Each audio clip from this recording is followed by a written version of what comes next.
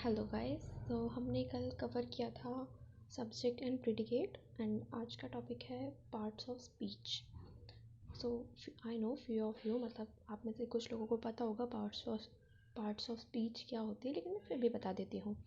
हमारे जो वर्ड्स होते हैं जो हम सेंटेंस में यूज़ करते हैं, उन वर्ड्स को अलग अलग काइंड या क्लासेस में डिवाइड किया हुआ है, मतलब अलग प्रकार से, अलग तरीके से, और जो भी होगा डिफरेंट टाइप्स ऑफ, ठीक है, उनको डिवाइड किया गया है। कितने पार्ट्स में? 8 पार्ट्स में।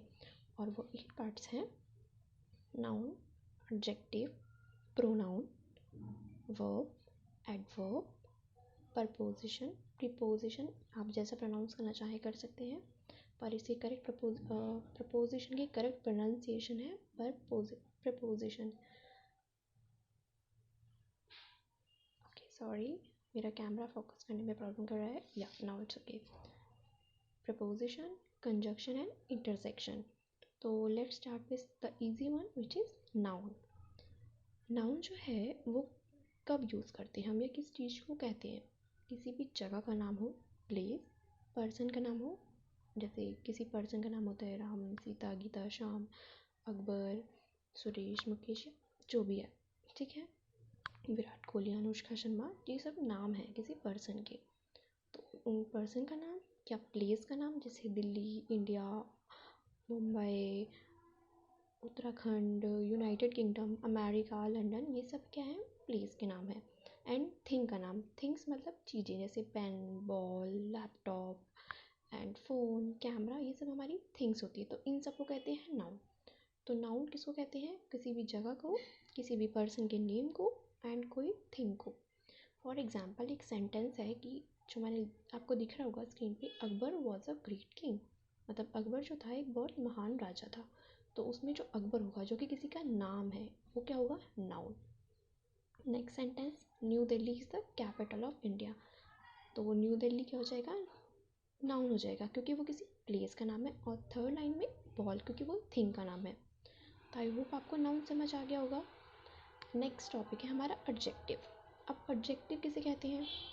एडजेक्टिव उसको कहते हैं जो किसी चीज़ की हमें, मतलब जो नाउन होता है, मतलब किसी पर्सन का नेम या जगह का नाम या किसी चीज़ के बारे में कुछ क्वालिटी बताए, मतलब उसके बारे में कुछ स्पेशल बताए।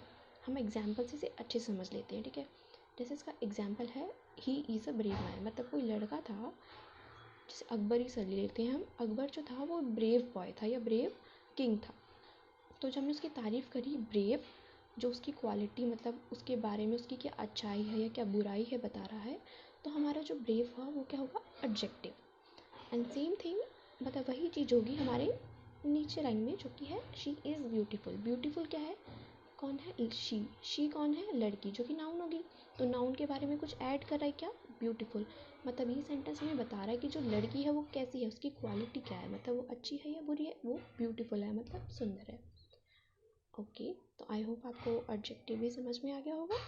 इनकेस आपको नहीं आता है तो हम आगे नाउन, एडजेक्टिव, प्रपोजिशन, कंजक्शन, इनके बारे में डेप्थ में पढ़ेंगे, मतलब डीप में जाके, तो आपको और अच्छे से समझ आ जाएगा। अभी मैं खाली आपको ओवरव्यू दे रही हूँ ताकि आपको पता हो कि होते क्या है एक्चुअल में। नेक्स्ट है हमारा प्रोनाउन। अब प्रोनाउन क्या होता है? आपको नाम से ही समझ में आ गया होगा, प्रो एंड नाउन, मतलब वो चीज़ जो नाउन की जगह पे होती है। नाउन जैसे किसी का नाम होता है ना, जगह का नाम या कोई चीज़ का नाम, तो उसकी जगह पे जो यूज़ होता है वो प्रोनाउन होता है। जैसे पहला एग्जांपल है, राम इज़ अपसेट, मतलब जो राम था वो क्लास में नहीं आया। क्यों नहीं आया? बिकॉज ही इज़ इल। अब देखो, राम की जगह पे ही यूज़ किया है, आपको बोर्ड में दिख रहा होगा, मैंने स्पेशली इसके लिए बोल्ड किया है। तो अब मैं बार बार बोलूँ कि Ram is absent because Ram is ill, और हम बार बार तो एक पर्सन का नाम नहीं लेंगे ना। फॉर एग्जाम्पल हम सेंटेंस में बोलते हैं कि my name is this, I am a girl, तो मैं ये तो नहीं बोलूँगी ना my name is Sita, Sita is a girl, नहीं ना। हम अपने नाम को बार बार यूज़ नहीं करते, तो उसकी जगह कुछ यूज़ करते हैं, जैसे ही, शी, तो ये क्या हो जाते हैं? प्रोनाउन, ठीक है। तो हमारा जो next sentence, next part of speech है वो है वर्ब। अब वर्ब किसे कहते हैं? वर्ब को हिंदी में कहते हैं क्रिया, मतलब आपने अगर हिंदी पढ़ी है तो आपको पता होगा, क्रिया मतलब किसी चीज़ को करने को कहते हैं वर्ब। सेम होता है इंग्लिश में भी, किसी चीज़ को करना या होने, मतलब एक्शन, क्या कुछ काम हो रहा है या नहीं हो रहा है, या क्या किया था, उन सबको कुछ भी काम करने को कहते हैं वर्ब। तो अगर एक सेंटेंस है आपके सामने कि आई रोट अ लेटर, तो मैंने क्या लिखा, एक लेटर लिखा। क्या किया, लिखा। तो जो लिखना आया विच इज़ रोट, वो क्या हुआ, वर्ब हुआ। ठीक है, अब नेक्स्ट सेंटेंस पे जाते हैं। Kolkata is a big city. Kolkata कैसी सिटी है, बिग। अब देखो जो बिग है वो तो एडजेक्टिव है ना, क्योंकि वो बारे में बता रहा है, किसके, कोलकाता के, जो कि नाउन है। तो इसमें जो इज़ है वो वर्ब हुआ, कि हमें बता रहा है कि कोलकाता ही है जो इतनी बड़ी सिटी है। ठीक है, तो वर्ब में कुछ एग्जाम्पल होते हैं, जैसे प्ले, स्लीपिंग, ईटिंग, ये सब कुछ करना होता है ना, कुछ एक्शन, तो इन्हें कहते हैं वर्ब। नेक्स्ट है हमारा एडवर्ब। एडवर्ब क्या होता है, एडवर्ब वो होता है या उस वर्ड को कहते हैं सेंटेंस में जो हमारी वर्ब की, मतलब जो कर रहा है उस चीज़ की, या किसी एडजेक्टिव की, जैसे ब्यूटीफुल वगैरह होता है, ब्रेव, ऑनेस्टी, उसमें कुछ ऐड करता है। सॉरी यहाँ पे टाइपिंग मिस्टेक है, मैं ठीक करना भूल गई। हाँ, तो पहला सेंटेंस है ही कंप्लीटेड हिज वर्क क्विकली, मतलब इसने अपना काम कैसे किया, क्विकली कर दिया। क्विकली माने जल्दी से। तो ये तारीफ, मतलब जो उसने काम किया, वर्क किया, वो कैसे किया, क्विकली। तो वर्ब के बारे में कुछ ऐड कर रहा है, तो इसे कहेंगे एडवर्ब। ठीक है, अब सेकंड भी था, this flower is very beautiful, मतलब जो हमारा फ्लावर है वो सुंदर है, पर कितना सुंदर है, वेरी, मतलब बहुत ज़्यादा। मतलब जो आपके एडजेक्टिव था ब्यूटीफुल, जो उसकी तारीफ थी, उसमें वेरी हमने करके उसको ऐड कर दिया, मतलब उसे और स्पेशल बना दिया, कि जो फ्लावर है हमारा वो ब्यूटीफुल नहीं है, वो वेरी ब्यूटीफुल है, मतलब बहुत ज़्यादा सुंदर है। ठीक है, तो आज का लास्ट टॉपिक है प्रपोजिशन। प्रपोजिशन कुछ नहीं होता, बहुत सिंपल होता है। प्रपोजिशन मतलब लोग इसमें कंफ्यूज जाते हैं, तो ध्यान से सुनिएगा। प्रपोजिशन मतलब एक नाउन का दूसरे नाउन से, या फिर एक नाउन का प्रोनाउन से कनेक्शन या रिलेशन बताते हैं। फॉर एग्जाम्पल सोच लो, एक टेबल पे बुक रखी है, ठीक है, एंड टेबल है, एक नाउन, बुक रखी है, दूसरा नाउन। तो जो टेबल है वो बुक और टेबल आपस में क्या रिलेशन में है, तो हमने क्या कहा, बुक जो है वो टेबल पर रखी है। तो जो हमारा सेंटेंस होगा वो होगा the book is on the table, मतलब ऑन द टेबल, मतलब ऑन किसके ऊपर, बुक के ऊपर। ओके, आई गॉट इट, कि आपको ये समझ नहीं आएगा, तो हम एक और एग्जांपल देती हूँ इसका। फॉर एग्जांपल आपने कहा है, हाँ, जैसे कोई आपका फ्रेंड है जो पेड़ के नीचे खड़ा है, ठीक है। आपका फ्रेंड एक पर्सन है जो नाउन हुआ, जो हमारा ट्री है वो भी नाउन हुआ, क्योंकि वो एक थिंग है।